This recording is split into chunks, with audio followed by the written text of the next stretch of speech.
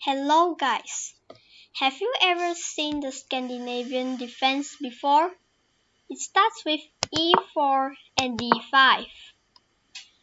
But instead of taking the pawn, you will play knight f3, making sure they take the pawn, and then you will set your traps. First things first. After taking the pawn, you must play knight g5 to gain the pawn back. And when you gain the pawn back, they have to defend it. So, the possible way is three ways. f5 is one of the defense, but then you will play this move d3 to make, if he takes, then you will take the pawn with the bishop, and then maybe if he protects the pawn like so, you can castle, and now you can straight up attack this lane, and he hasn't even developed his pieces at all. Now going back. So in this case, sometimes they will play bishop to f5 to protect the pawn with the bishop. But then you will play knight c3 to try and gain the pawn. If he plays h6 to attack your knight, you will use your g knight to take the e4 pawn. Bishop takes, knight f6. He's trying to trade. But then after takes, you will play g3 to expect getting the b7 pawn with our bishop. So if he tries some developing, you can play bishop g2, and if he blocks the pawn from getting danger, he will play knight c6, then castles and castles. The third variation in this case would be knight to f6. But if he plays knight to f6, you will play d3, trying to make them exchange pawns.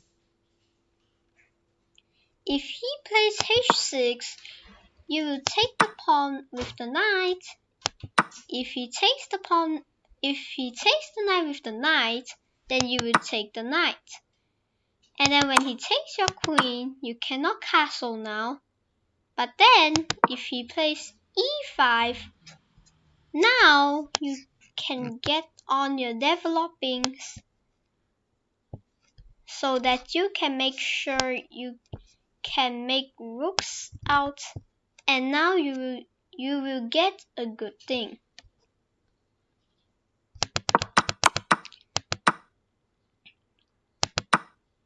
So in this case, maybe they will take.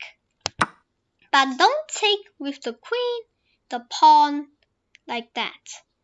You must take with the bishop. However, if he doesn't move his queen or king like this, then you will take the f7 pawn. You're forking the queen and the rook. So if he doesn't take your knight, you will get either a rook or a queen. So he will take your knight.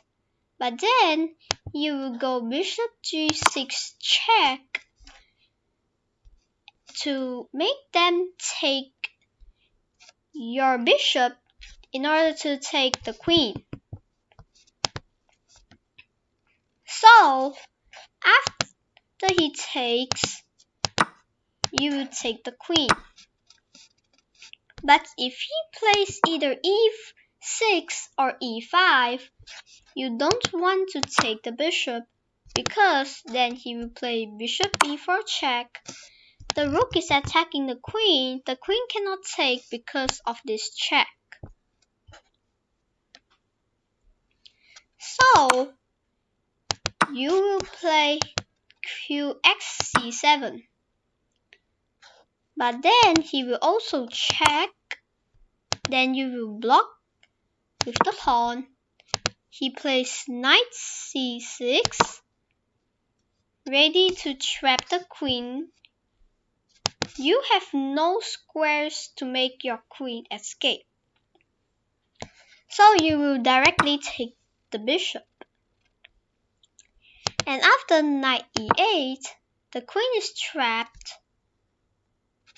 But you can still gain a good advantage by playing f4.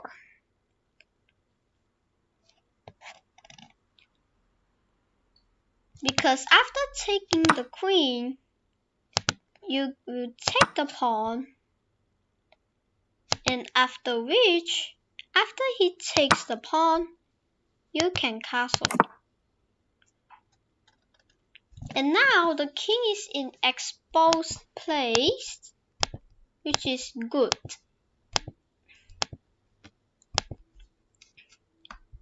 Remember, your rook is active, your bishop is active, your knight can be active, but you don't want to play knight d2 because you're blocking the bishop. And then later you can protect the pawn, but you just don't want to head on the b4 pawn, because then it will create a double pawn, and the double pawn only creates 1 point and not 2 points, because one of the pawns will not get protected.